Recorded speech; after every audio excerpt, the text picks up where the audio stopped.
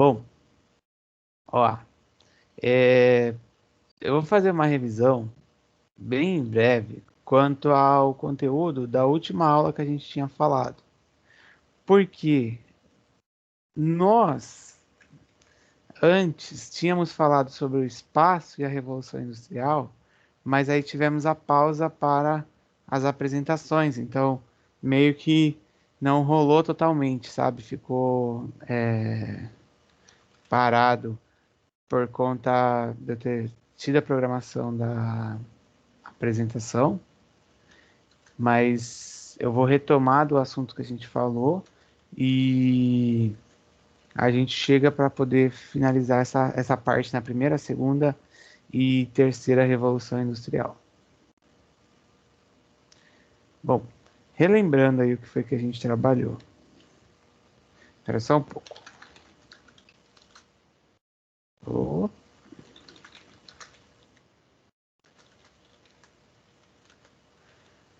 aí foi.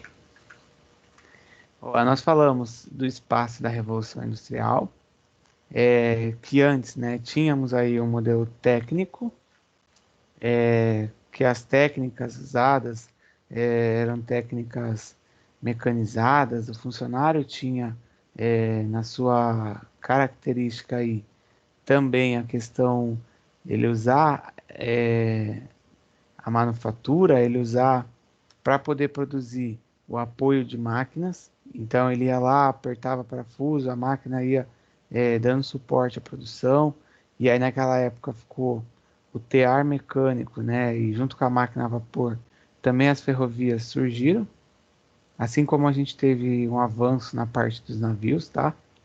Na segunda revolução, que aí no início do século XIX, nós temos um grande avanço técnico, porque aí já não é mais é, ali só o uso de mão de obra com máquina dando suporte, as máquinas começam a ganhar uma maior importância, tá? E aí os países, né, Alemanha, Estados Unidos, o Japão, não sei se recordam desse desenho, dessa charge, mas é uma charge que mostra bem essa época, porque o trabalhador ele não conhecia o processo como um todo, somente conhecia até onde ele trabalhava. Tipo, o depois, o que é que ele está fazendo, o que é que vai lá na frente, ele não tinha a menor noção. Também a característica de você, a gente vai ver isso aqui um pouco mais para frente, mas de especializar o funcionário em determinada função.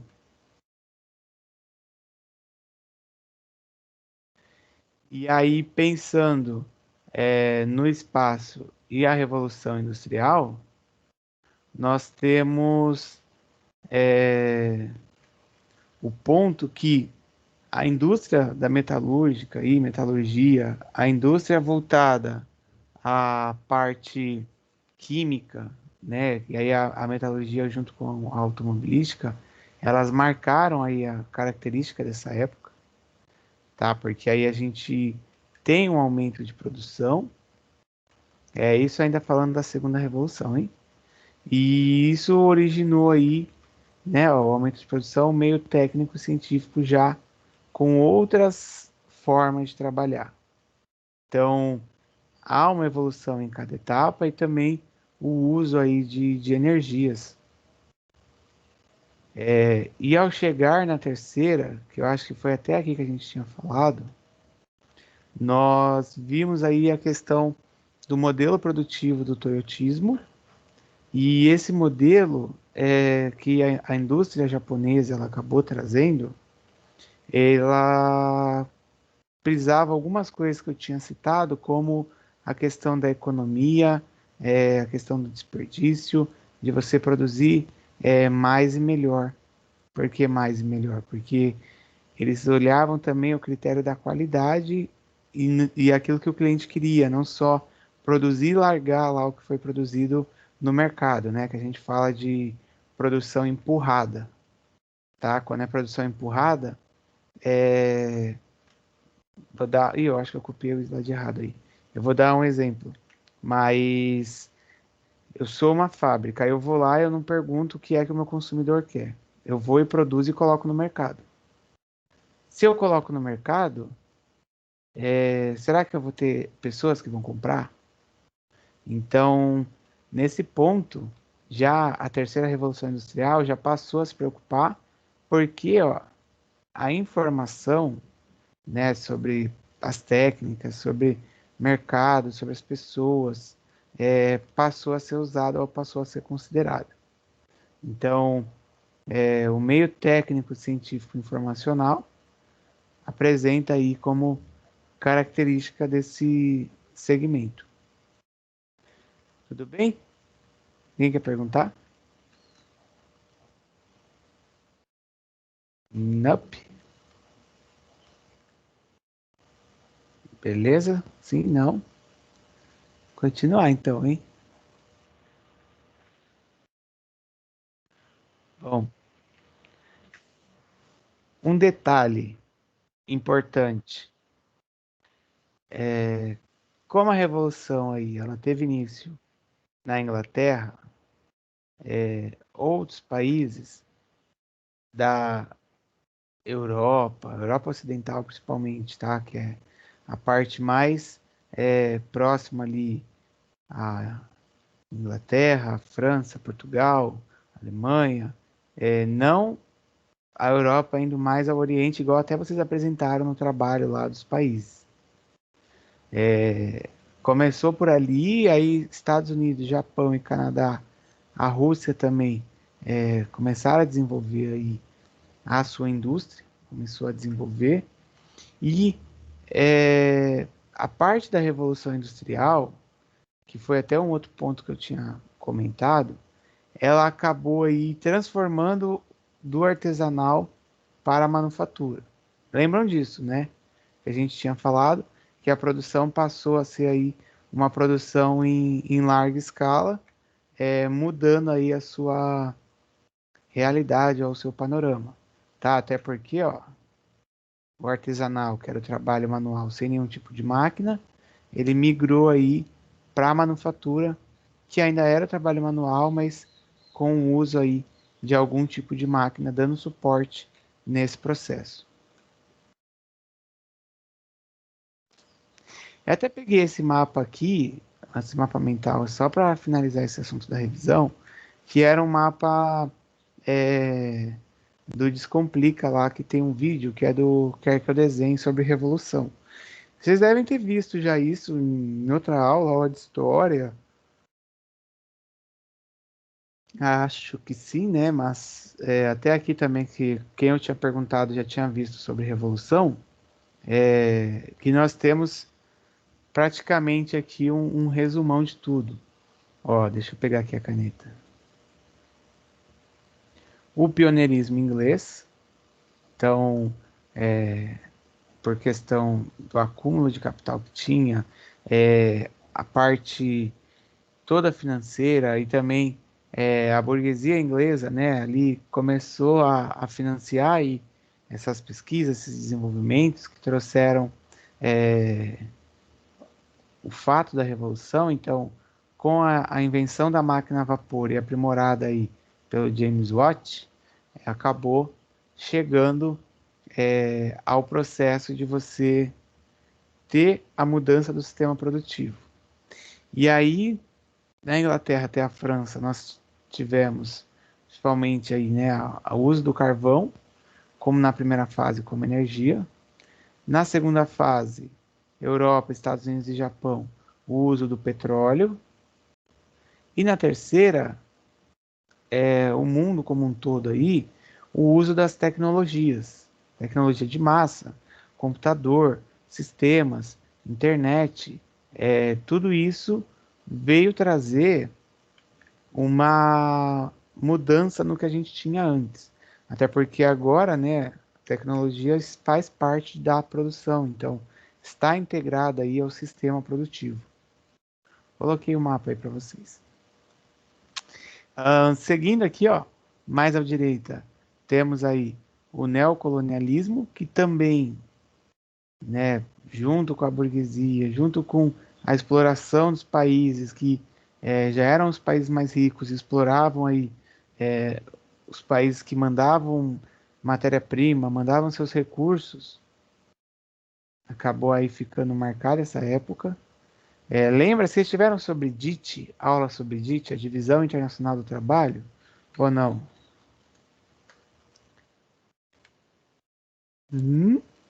Oi, alguém tá aí? Guilherme Hulk, você, Agatha, Gata, teve, não teve? Gente, ou vocês dormiram ou vocês não estão lembrando de nada.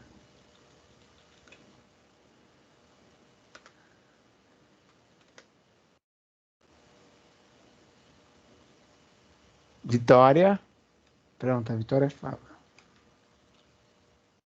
Não lembra? Tá, meu Deus, tudo bem, Vitória, obrigado. Pelo menos você se manifestou aí, né? Já que o pessoal tá em outra dimensão, estão aí com o Alexandre em outra dimensão, tudo bem.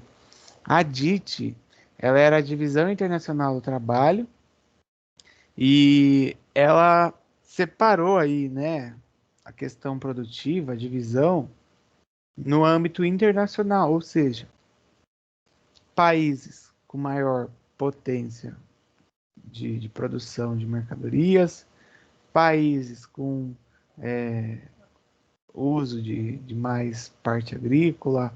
Então você tem aí a divisão, até também pela característica dos países com maior potência, né? Então, tem o capitalismo industrial, o capitalismo financeiro, nós temos aqueles países que eram colônia, então esses países que eram colônia, que acabou aí ficando, digamos que mais para trás do que os países que foram lá, os colonizadores, até porque, né, eles acabavam mandando seus recursos, e aí a pobreza ela era perceptível. Bom, beleza. Eu acho que é um pouco mais à frente aí. Eu tenho uma outra parte da aula, não hoje, né? Mas que eu vou falar sobre a DIT. Tá bom? Obrigado. Agora vai. Mas lembra que a DIT é a Divisão Internacional do Trabalho, que aí é, teve a característica como os países colonizadores, né? E as colônias, e aí depois nós temos uma realidade que essas colônias não conseguiram aí se desenvolver. Bom, ainda pegando aqui da Revolução, ó, método de produção mais eficiente, mercadoria mais barata. Então, ali na primeira fase e para a segunda, quando o Taylor começou aí o Taylor, o Ford, né, a trazer a produção em massa, eles pensaram em baratear o custo da mercadoria e produzir mais.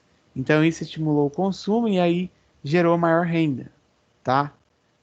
O que aconteceu, olhando aqui nessa sequência aqui desse lilazinho aí, houve um crescimento nas cidades, né, como consequência desordenado.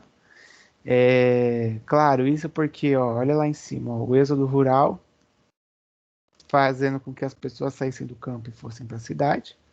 E aí, nessa, nós tivemos aí, como consequência também, a poluição ambiental no mundo todo.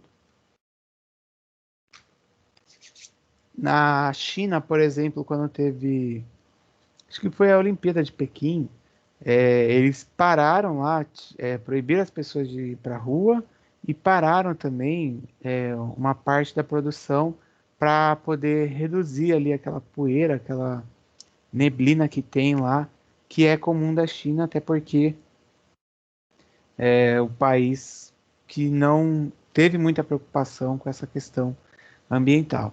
Então, aqui no Brasil, igual eu falei da Amazônia, preocupação porque com o crescimento desordenado, muitas cidades ainda têm problema com esgoto, com saneamento básico, e as pessoas acabam sentindo isso. São Paulo mesmo, muitos médicos recomendam que as pessoas saiam da cidade por problema, quem tem problema respiratório, aqui na região, questão do mar, a CETESB vira e mexe e bota bandeira vermelha, porque ameaça aí, né, a vida marinha que a gente tem e a qualidade das águas, tudo por conta de esgoto, por conta até de poluição, navio que derrama óleo, aí eles ficam sempre acompanhando. E aqui em cima, até pegando aí uma briga, né, sobre essa parte aqui ó, que tá mais em vermelhinho, sobre os operários, os burgueses.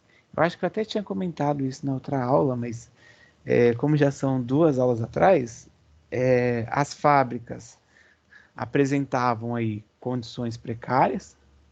Então, houve depois uma mudança dessa percepção, e aí acabou acontecendo uma tensão entre classes, que era aí os cartismo e o pessoal do ludismo. Através do direito político, né? O cartismo ele buscava aí a sua voz, a sua representação, a sua forma de protesto, e o outro buscava quebrando máquinas. Eles invadiam as fábricas, quebravam máquinas, que era a forma de protesto. Então, houve aí um momento tenso entre as duas partes. Até hoje, né? Se a gente olhar, tipo, o pessoal vai lá, vai fazer greve, não sei o quê, e sempre gera uma tensão, porque o patrão ele acaba buscando maximizar o lucro. O funcionário, às vezes, ele percebe algo negativo e ele quer colocar. Isso aconteceu até em empresa do Porto também, que eles fizeram manifestação por questão do risco que eles estavam, tá? Às vezes chega um navio contaminado, coisa do tipo, e aí acabou tendo esse reflexo, mas já teve trabalhadores aqui do Porto também que dominaram o navio, eles tomaram um navio que estava parado, e enquanto as reivindicações não fossem atendidas, eles não saíram. Isso daí tem, sei lá, uns 8 ou 9 anos atrás, aí aconteceu aqui em Santos. E as vantagens aí disso foi a Revolução Inglesa, que aí trouxe poderes para o parlamento, tá? Mas já desde aquela época lá, os ingleses já eram poderosos, tá? Claro que hoje não são a maior economia do mundo, mas eles eram aí a maior burguesia, a mais poderosa, por isso que houve tão desenvolvimento assim. Ah, tudo bem?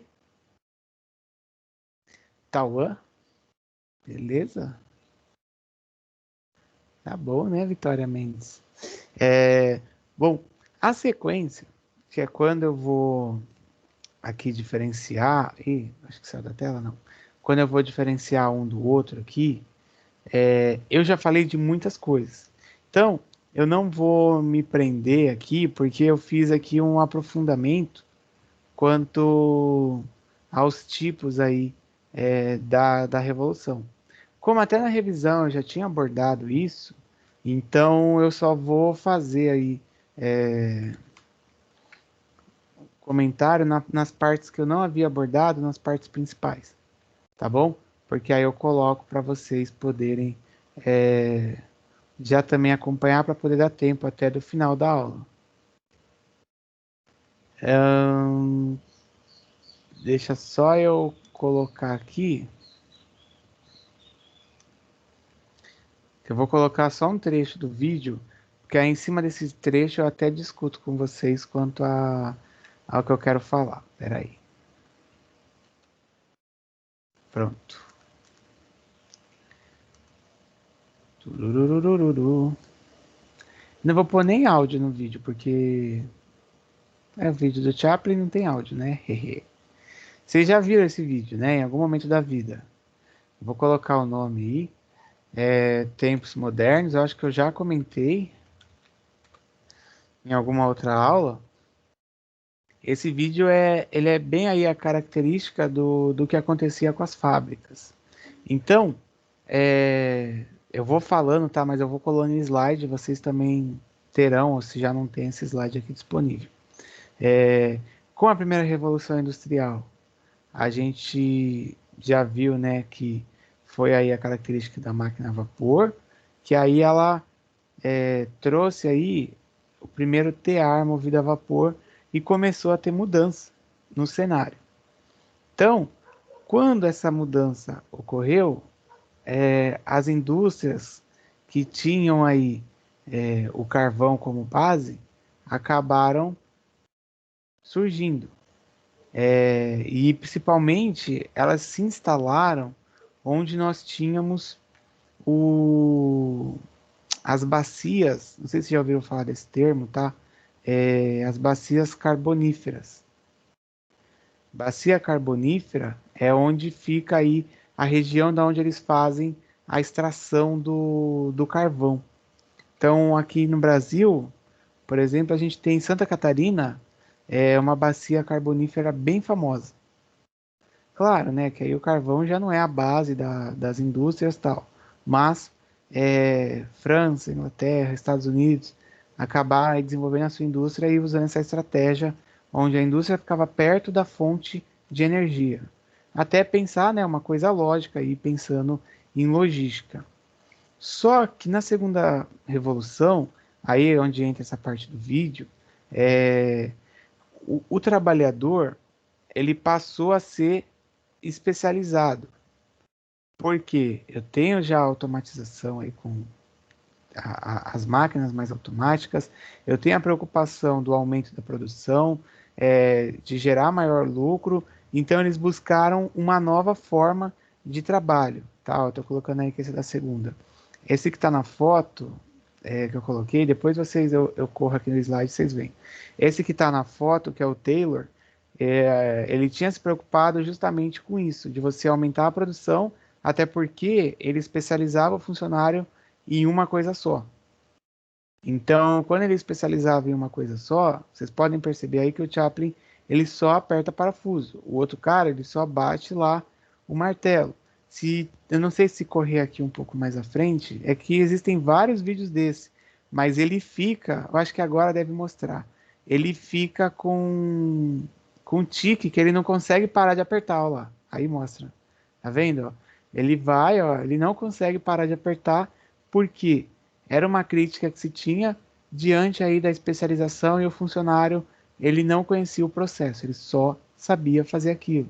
E a grande ideia era você pegar a pessoa, especializava ela numa tarefa só, e essa pessoa, ela produzia mais, ou ela apresentava maiores índices aí de produtividade, tá? Hoje em dia a McDonald's faz isso? Faz isso. Ele especializa a pessoa numa área só, e essa pessoa ela acaba às vezes eles fazem um tipo de rodízio, mas quando o bicho pega, ela vai lá para a área que é a principal. E aí essa expansão da indústria, essa parte da produção, também a gente tem grande parte aí de responsabilidade o Henry Ford, que o Ford ele trouxe aí o seu sistema de produção em massa, então a grande fabricação através aí da padronização dos carros, você podia comprar lá qualquer cor de carro desde que fosse preto, você tinha aí um baixo custo. Então você fazia com que as pessoas elas pudessem comprar, você mudava o panorama econômico, tá? Eu vou voltar que parou aí o vídeo, né? Estou olhando aqui uma tela. E agora eu vou colocar o slide aqui de volta, porque eu só vou falar do último ponto, que é sobre a terceira revolução industrial, que é toda essa sequência que eu fiz. Ó, eu fui colando para vocês, tá? Mas toda essa sequência que eu fiz foi passando aqui, ó, que vocês já tinham visto, ó, a máquina a vapor, e aí a questão do tear, as indústrias, né, as bacias carboníferas, que gerou aí as indústrias com base no carvão, da segunda revolução do Taylor, que no videozinho vocês foram vendo aí, o menor tempo gasto para fazer a tarefa, porque o funcionário era especialista, então ele ia trabalhar mais, ia aumentar o lucro, e o nosso querido Henry Ford, que o Ford trouxe aí a sua contribuição através da produção em massa, tá? Tem um quadro que eu não coloquei, olha, que aí ele traz, né, as novas formas de trabalho, Fordismo, produção em série, Taylorismo, redução de tempo de fabricação. Os dois, meio que a teoria se complementa, tá? Produção em massa, baixo custo, e aí salário elevado ali, mas é no ponto de quanto mais se produzir, aumento do poder aquisitivo, então as pessoas comprariam mais, né, teoricamente, e aí o estímulo do consumo com crédito e publicidade que chegou depois nesse cenário que o governo acaba tendo o papel de estimular a economia. Tranquilo esse resumo que eu fiz em cima do vídeo? Querem perguntar aí? Gustavo, Cirilo, não, Eduarda, Gabriela Serrano, Alexander. De boa, porque senão eu vou continuar, que aí às vezes eu falo e pode ser que vocês achem que foi rápido, mas tá dando para entender, dá um joinha aí, ó. Alexandre, você tá entre nós, eu vou chamar o Alexandre da novela aqui. Boa, então tá. Porque para quem eu tinha perguntado, ele falou que não lembrava, e aí tava. Alguns lembravam mais a parte da Revolução, não lembravam a primeira, segunda, terceira fase, tá? Mas de boa, então. A gente tá já indo para a última etapa aqui. Porque como essa parte, eu peguei esse tema, né, já em andamento, então, tipo, tava lá, mas eu não sabia se já tinham visto tudo, se não tinham visto tudo, até porque em cima disso eu vou fazer, como que é? Uma atividade aqui de pesquisa que vocês vão ter que fazer, tá? É individual, é... como é individual, vocês terão aí que fazer baseado nisso. Ah, o toyotismo. Sim. Ah, boa, Hanna. Eu até falei quanto ao mapa mental, eu acho, mas está aqui e também eu vou colocar aí o feedback para vocês. O toyotismo, Dona Vitória Mendes, é a sequência aqui, ó. Eu vou falar dele agora aqui. Ah, eu só deixei aí o quadro aí. Então vamos, né? A gente vai que vai aqui para poder chegar aí na última etapa, tá? Partiu. Deixa eu ver, mas alguém escreveu? Não, não. Ó, a terceira revolução industrial vem aí, né, da metade do século XX, processo de informatização, as indústrias ligadas a esse setor elas se aceleraram. Então a gente tem o início aí da revolução industrial, parte 3, digamos assim, é tipo Vingadores parte 3. Característica, né? Uso do computador pessoal, fontes de energia alternativas, então você já não usava aí como base o petróleo só, né? Não usava só o petróleo, não usava é, só a questão do carvão, e aí você tinha energia solar, energia eólica, biomassa, energia das marés, tudo isso como fonte de energia. Muitos países, né, instalaram lá o seu parque de energia eólica, porque isso acaba de forma até mais ecológica, trazendo aí essa energia. O Brasil, a nossa matriz principal aí, que são as hidrelétricas, elas não têm aí um grau alto de poluição comparado com o gás ou que outros países usam. Então tem país de olho aqui na energia do Brasil também, porque é, como nossa geografia, a questão dos rios, a questão do nosso espaço, e aí é propício para você instalar as hidrelétricas, então já tem chinês vindo fazer investimento nisso para poder ter essa questão de energia, também atuar nesse segmento aqui no país. Então essa indústria da terceira revolução industrial se baseia nisso, tá? Na parte de computador, é, assim como na segunda revolução, aquelas atividades elas continuam atuando. Só que a indústria que mais tem crescido, né, ou a característica de indústria que mais tem crescido a de informática, a de telecomunicações e a de robótica, que é o chamado indústria inteligente. Por que indústria inteligente? Que você já não tem mais a máquina ali que só produz lá determinado produto e pronto. Você já começa a ter a sua produção relacionada aí com outras aplicações, tipo a informática, que você não é só produzir o computador, você usa em casa. Você tem aplicação em áreas de pesquisa, em diversos segmentos, as telecomunicações, cada vez mais a inovação nessa área, tá? Então, a indústria do segunda revolução continuou, porém, nós temos aí o parâmetro de maior crescimento, coisas voltadas à tecnologia. E também surgiu até a indústria da vida, né? Dando aí um novo panorama, baseado aí em questões de pesquisa e tal, dando um novo panorama aí, por exemplo, para medicina, para agropecuária, biotecnologia. Então, descoberta de novas vacinas, descoberta de novos tratamentos, medicamentos, faz parte aí dessa revolução industrial, porque as informações geralmente ficam em bancos de dados, onde pesquisadores do mundo todo vão acompanhando como é que tá, eles vão desenvolvendo estudos. Na agropecuária, o grande desafio, tá? É você produzir mais e melhor. Então, quando fala produzir mais e melhor, tipo, o mesmo espaço que você tem, você ter uma maior produtividade. Espera aí, que eu estou escrevendo até um nome aqui para mostrar para vocês. Você ter uma maior produtividade e até nesse ponto, falando aí do agro, o Brasil tem a Embrapa, né, que faz pesquisas, faz estudos, só que eles estão desenvolvendo um outro tipo de indústria. Eu procurei aqui, ó, mas eu não estou achando, mas tudo bem. Sabe o átomo de carbono? Já aprenderam isso em alguma aula? Ou não? Sim?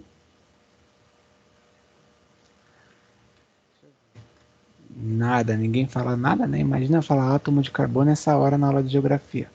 É, O carbono que a gente tem aí, a gente inspira o oxigênio, né? E expira o carbono, tá certo? Cadê o professor de biologia, química, sei lá? Nesse desenvolvimento da indústria e a tecnologia e tal, eles estão desenvolvendo alimentos com base no carbono.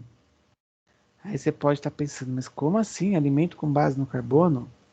Sim, isso não é uma coisa nova, já é uma coisa que pelo menos desde 2018, 2017 eu vejo estudo, é, que é assim, eles transformam a molécula, essa molécula, vamos supor, no futuro, né, e já não é tão longe,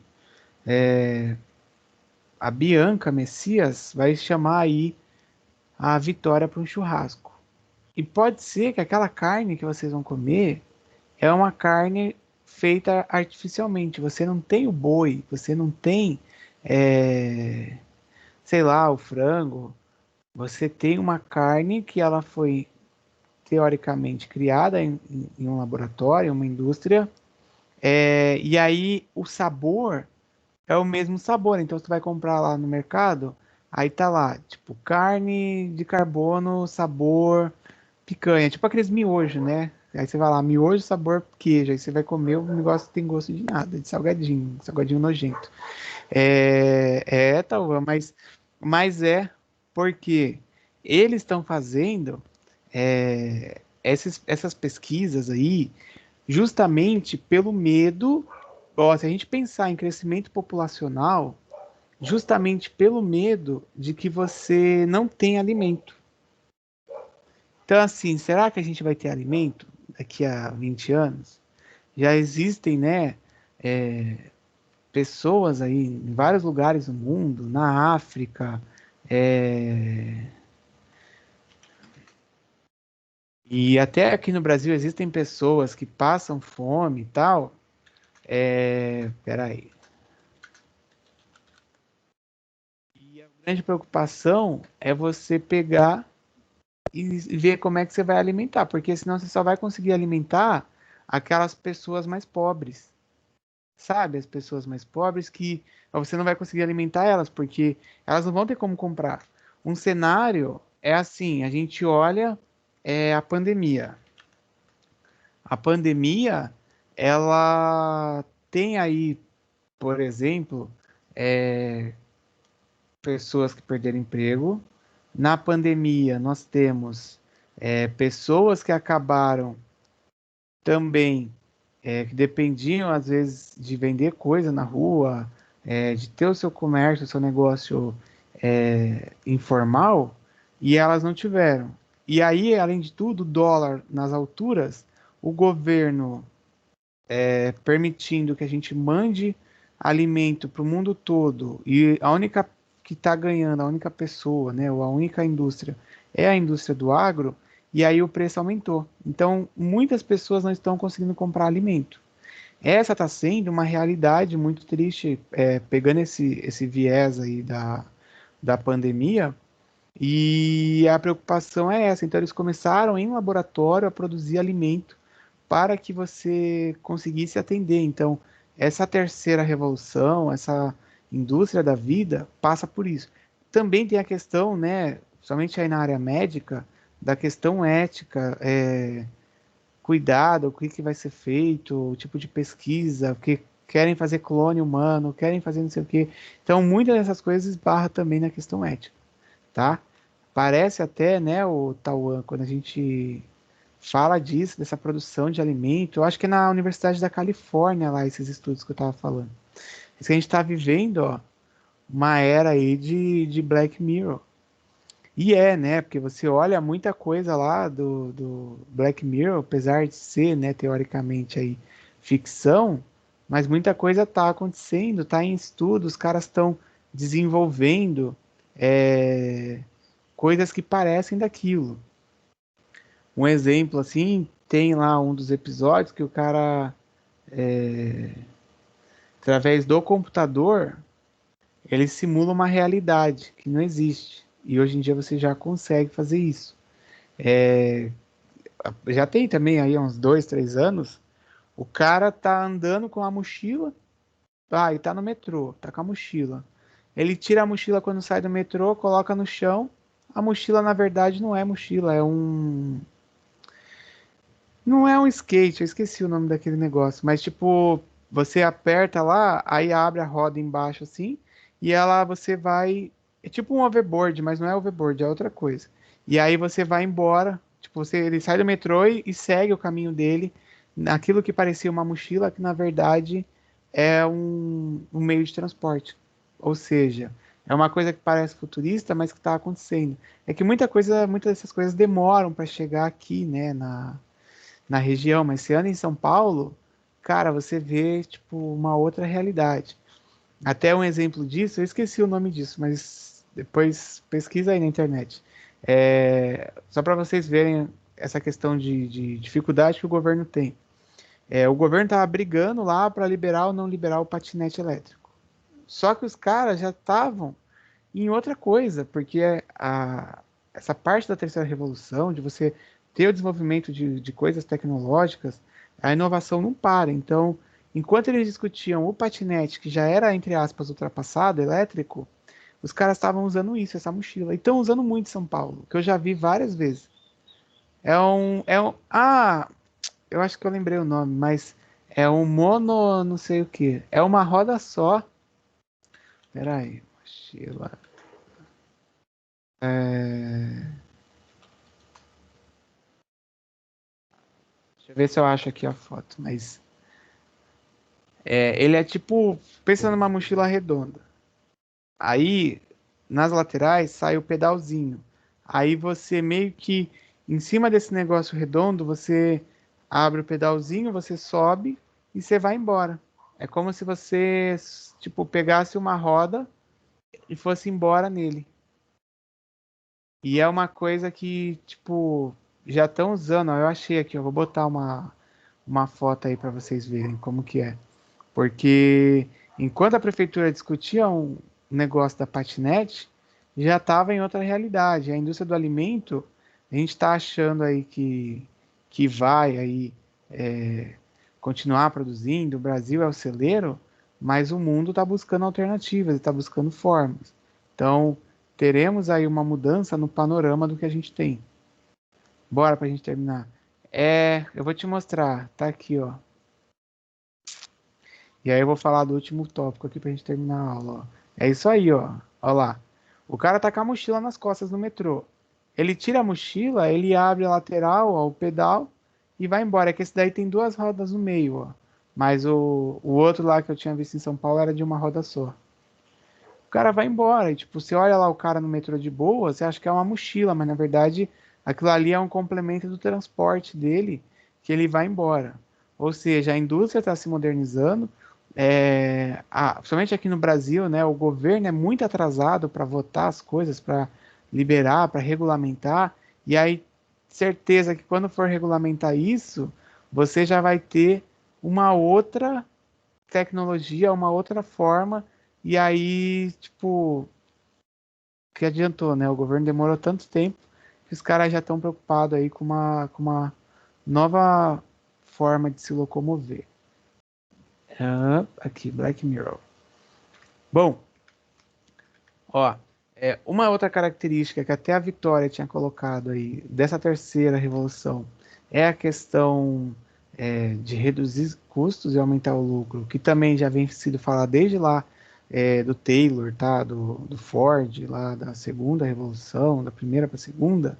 É, e aí as empresas vão também buscar outras formas de atuação, por isso que tem as transnacionais, que elas estão presentes em vários países do mundo e atuando com tudo quanto é coisa que você imagina. Às vezes uma indústria produz alimento, ela produz é, produto de limpeza, ela produz coisas mais variadas, assim, de higiene. Você vai comprar chocolate é da mesma indústria, porque eles acabam diversificando a sua economia.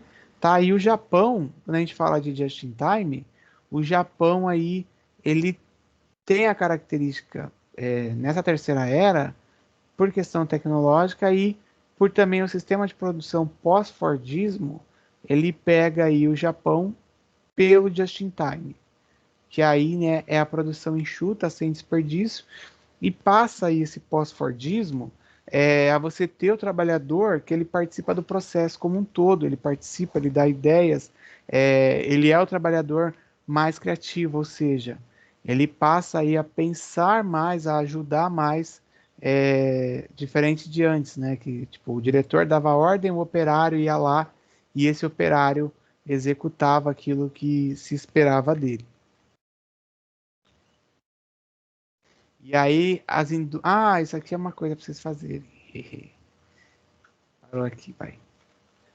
Tudo bem? A Hannah falou que viu o cara com a ciclovia em cima desse treco.